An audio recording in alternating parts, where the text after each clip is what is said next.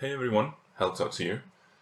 I would like to start off by giving you guys a very big thank you. My recent videos, Jeff the Killer and Psychosis, has by far been my best videos to date. And I am literally mind blown as to how well they're doing. I did not even remotely expect this. I don't even know what to say other than thank you. You guys are just amazing, and I am literally sitting here with the biggest smile on my face, and I'm just fired up to make more videos and better videos for you guys.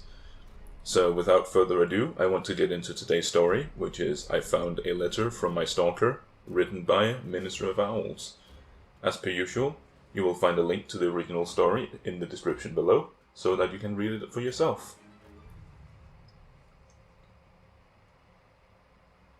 I found this note nailed onto a tree on my front lawn. I really don't know how to describe it, I'll just let you read it for yourself. Note. I saw you today. It was your birthday. You didn't see me. You hardly ever do these days. Your skin looked so nice and healthy, and your eyes, they were the most beautiful I'd ever seen them. You've grown so much. I remember how different you used to look when you were younger. I remember the day I first met you. It was 4 years ago. I was sitting at my desk, head down, listening to the teacher rattling off names for attendance. The teacher called out a name I didn't recognize, and a stranger's voice answered behind me. Was there a new student? The teacher didn't pause for a second, just continued calling out name after name. I turned my head to where the voice had come from. I saw you. A pale thin, so thin. Your eyes so red, had a seat that should have been empty. I saw the fireflies flying around you, flickering. Dozens of them, never straying far from you. I saw them going through you, and coming out through your skin, like you were a mist to them. Can you believe I thought you were a ghost? No one else seemed to acknowledge the new stranger sitting at the back of the class. Class after class, hour after hour passed as I waited for something to happen. For someone to notice you, for you to leave, for you to let out a ghoulish scream and claw at me like in a horror story I was sure I was in. But nothing happened. Teachers came and went. My classmates laughed and slept, and you just sat there. The bell rang for recess. The other kids ran to their mundanities for the day, leaving me and you together in the empty classroom. You stood up and pulled a chair from the desk next to you, making it face your desk. You turned your head to me and spoke. Well, you're slow today. Come on, ask me your questions. I don't know why I didn't run away screaming at that moment. Probably would have turned out better for me in the long run, but let's not speculate. I guess at that point in my life, I was pretty bloody lonely. I figured there was only a 50-50 chance you'd eat me, and the other 50 was that someone wanted to talk with me. Kid priorities don't make sense to me either these days. So I went along with the flow. I walked over to your desk, sat down on the chair you pulled for me, and asked my question. What were you? You told me you didn't know. You said that once you were a child, just like me, with parents and friends. You used to go to the same school as me.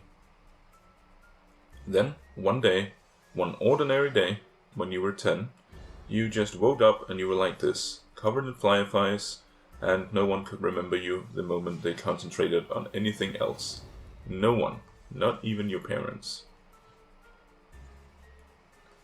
You told me of how I'd notice you, every day, how I'd think of you until recess every day, how I'd come to you every day, how we would talk every day, how we would meet for the first time every day for the last 3 years, about how I'd forget the instant I walked out of the room, how everyone would forget you, how the fireflies would make them, how for the last 3 years you'd been alone.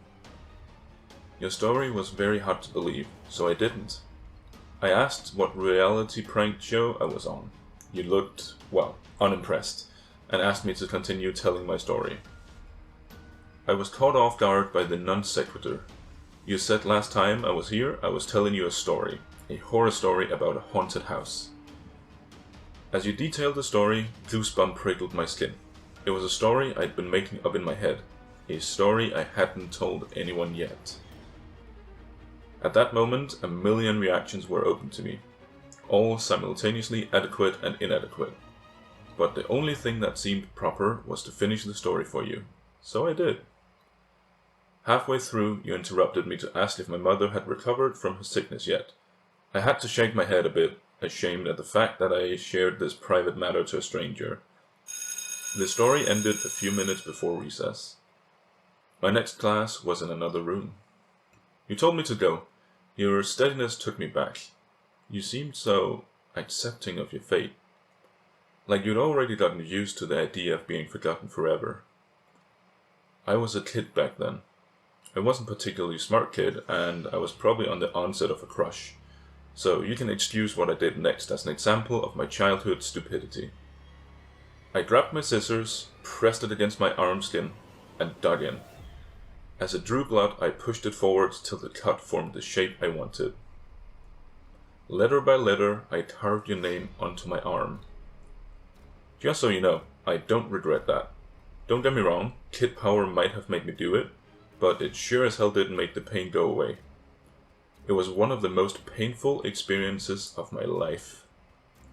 But even then, as a kid, I thought what was happening to you was unfair. I remember how your eyes looked when you saw that, the confusion. How strange it was for you that anyone would want to remember. I remember that look so clearly. When I woke up the next day and saw your name on my arm, I remembered you. I didn't forget. That day, for the first time, we had a conversation that wasn't so one-sided. You said no one had ever done anything like that before and suggested I might have a mental illness. I won't deny it, that drew a little blood. As we talked, a creeping thought came into my head. Did you prefer it when I didn't remember?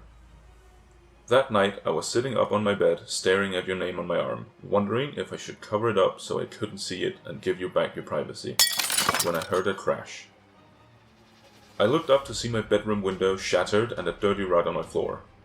I looked out of the cracked window to see a dark figure on my lawn. You were outside yelling about how we should hang out. It took me a while to get used to how bad you were at talking to people. Years without practice made you quite a bit rusty. That was alright, we had a lot of time.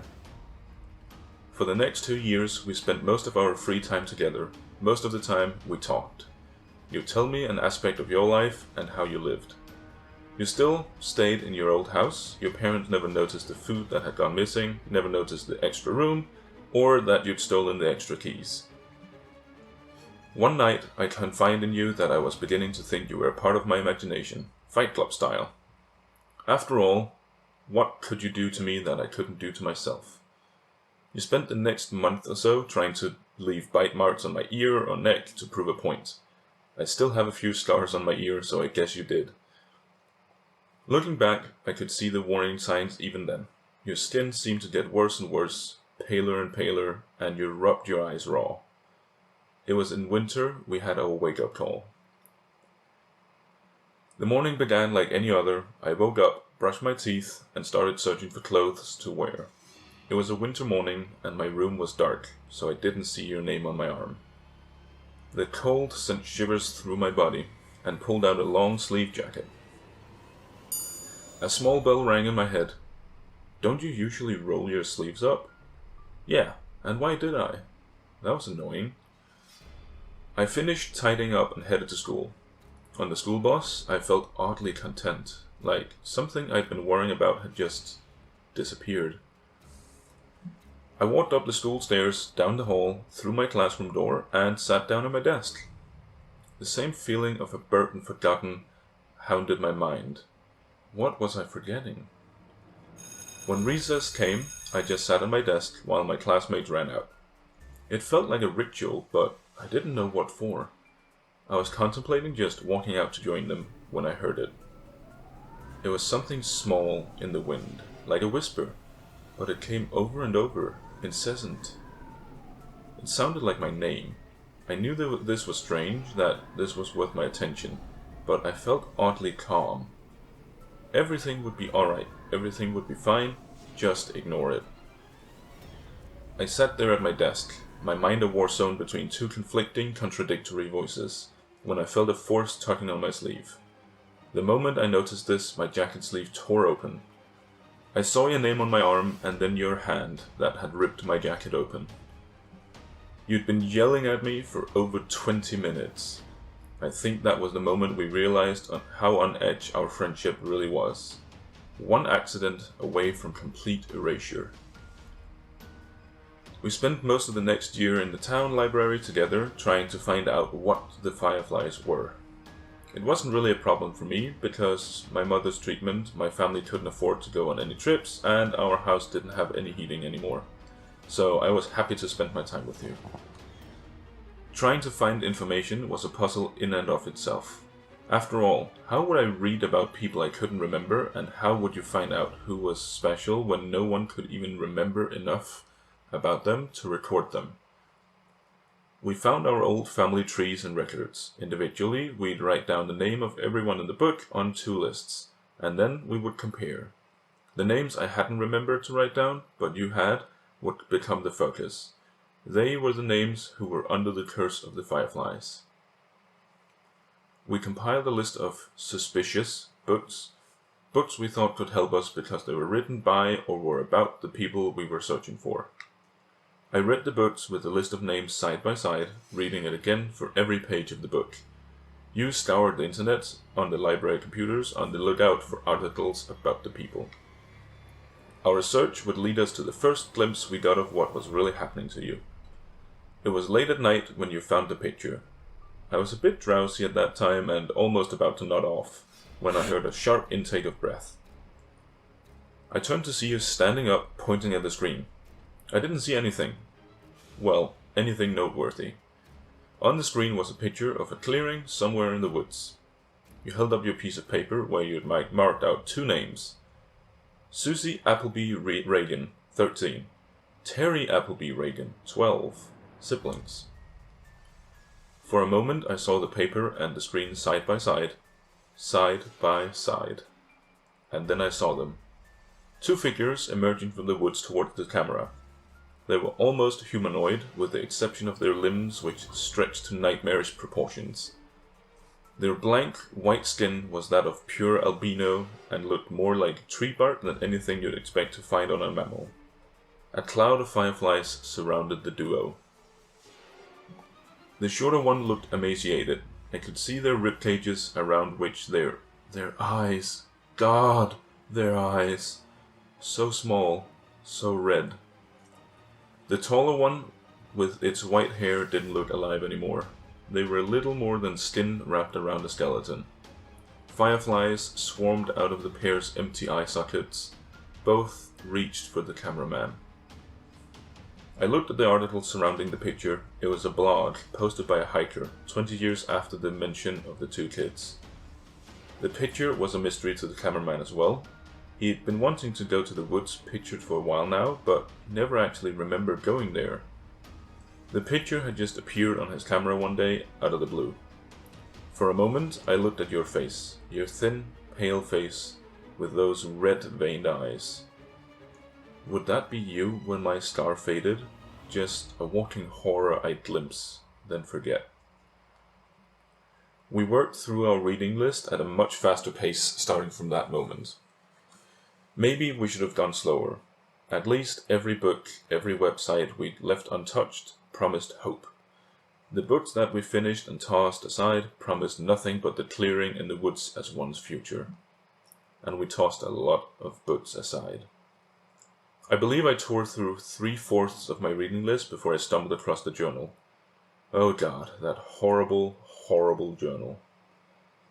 The journal used to belong to a mental patient named Joey, who claimed to be a serial killer. He was locked up in an asylum when the police discovered his supposed victims never existed. He was diagnosed with a need for attention and shoved away. They should have electrocuted him. They should have fried him until his flesh melted and his hair burned. In the journal, he talked about how he carried out his killings. He knew things, bizarre and disturbing things no one else knew. He knew of strange creatures that lived in the woods. Of them, his favorites were the fireflies. I'm not going to tell you how he summoned these things. I trust you. I trust you more than anyone. But a thing like this belongs to the ground more than it ever will to the human mind. In the end, it's sufficient to know that these things were not fireflies. Joey would start his ritual by taking a kid, anyone he pleased. He could take them at any time in the dead of night from their own homes, or in broad daylight from their front yards. It didn't matter if he was seen. He'd take them to his house and drag them inside. Usually an Amber Alert came up at that point. He didn't care. Like I said, it wouldn't matter soon. He dragged them to a special room in his house. Here the fireflies would come and latch onto them. Now nobody was searching for the kids. Not the police, not the parents, nobody. From then on, he could do whatever he wanted to the kid. He'd get bored of them after a day or two, after the child had broken. At that point, he disposed of them. Hacksaw, kitchen knife, anything would work. He detailed a large pit of bodies he kept in the woods, swarming with bugs. One day, I guess he got bored of that too, so he went right to the police station and turned himself in. Not on account of guilt, no.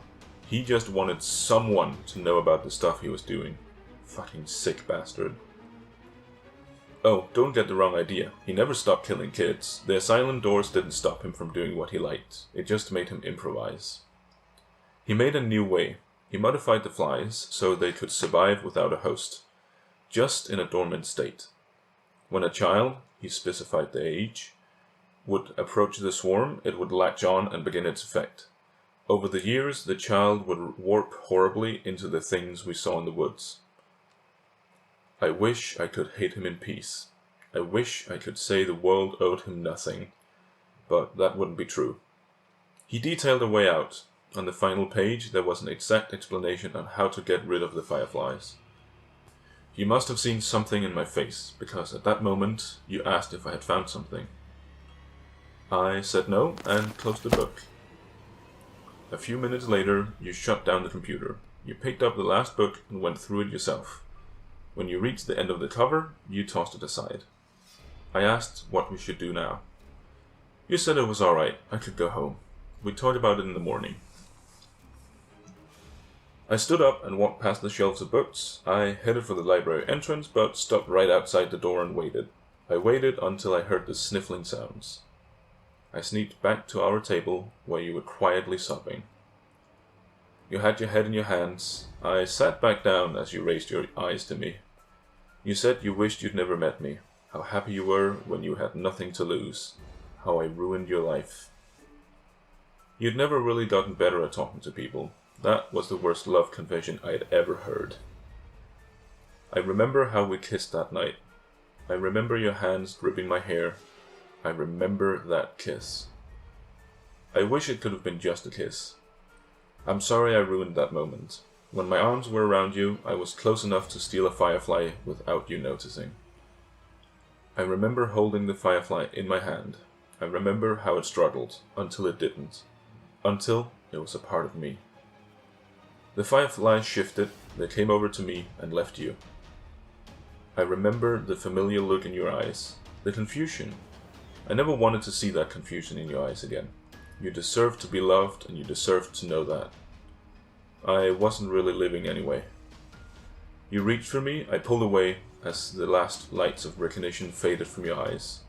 And then you were just staring at a stranger, walking away into a crowd of strangers. That was a year ago. You've gotten so much better since then. You have so many friends now, so many people at your birthday party. You also look so much healthier. I haven't been as fortunate. My skin's gotten a lot paler and my eyes hurt all the time now. I couldn't go to school like you did all those years. I haven't wasted my time though. I found Joey's pit. The bodies. There were so many bodies. There's a grave for those children now. Without me, my mom could afford her surgery. She looked so happy.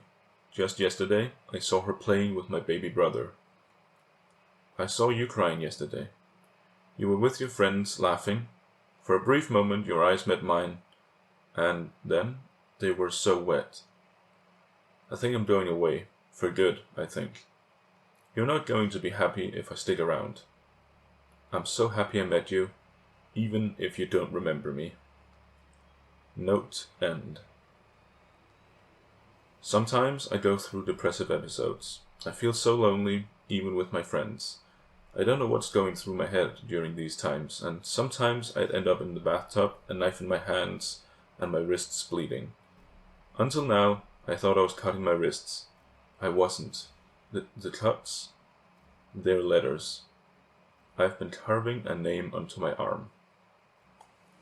And that was the story. I found a letter from my stalker by Minister of Owls. I hope you enjoyed as much as I did. It is one of my personal favorites among the creepypastas, and I think it deserves all the attention in the world.